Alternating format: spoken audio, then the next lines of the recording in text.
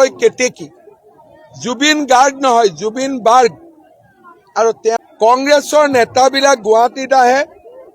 আৰু জুবিন গাৰ্গৰ সমাধিত যায় কিয় ইলেকশ্যন আছে জুবিন গাৰ্গক লৈ ভোট লাগে কিন্তু অসমক যদি ভাল পালেহেঁতেন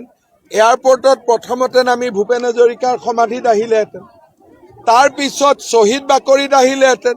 তাৰ পিছত জুবিনৰ সমাধিত আহিলেহেঁতেন এতিয়া তেওঁলোকে কি কয় ৰৈ ৰৈ কেতেকী জুবিন গাৰ্গ নহয় জুবিন বাৰ্গ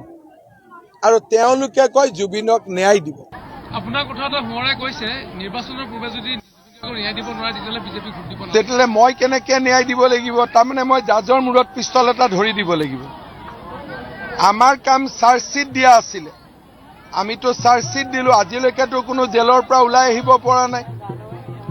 আজি অসমৰ মানুহে মোক ধন্যবাদ জনাইছে যে আজিলৈকে এজন মানুহে বেল পোৱা নাই সেইটো আমাৰ কাৰ ক্ৰেডিট বিজেপিৰ ক্ৰেডিট ছিংগাপুৰে ক'লে যে কোনো হত্যাকাণ্ড হোৱা নাই অসম পুলিচে প্ৰমাণ কৰিলে যে হত্যাকাণ্ড হৈছে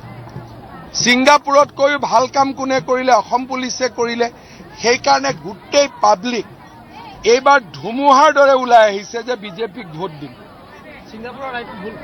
মোৰ মতেদিতো ভুল আমাৰখন শুদ্ধ কংগ্ৰেছৰ নেতাবিলাক গুৱাহাটীত আহে আৰু জুবিন গাৰ্গৰ সমাধিত যায় কিয় ইলেকশ্যন আছে জুবিন গাৰ্গক লৈ ভোট লাগে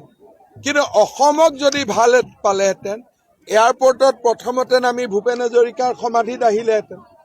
তাৰ পিছত শ্বহীদ বাকৰিত আহিলেহেঁতেন তাৰ পিছত জুবিনৰ সমাধিত আহিলেহেঁতেন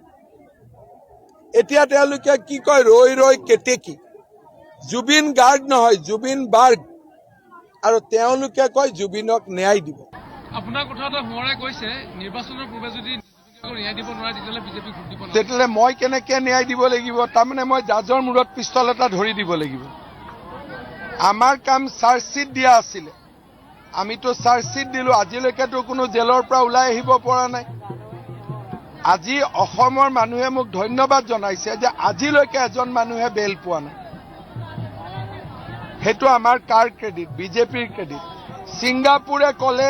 যে কোনো হত্যাকাণ্ড হোৱা নাই অসম পুলিচে প্ৰমাণ কৰিলে যে হত্যাকাণ্ড হৈছে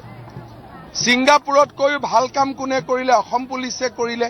সেইকাৰণে গোটেই পাব্লিক এইবাৰ ধুমুহাৰ দৰে ওলাই আহিছে যে বিজেপিক ভোট দিম ছিংগাপুৰৰ ৰায়টো ভুল মোৰ মতেদিতো ভুল আমাৰখন শুদ্ধ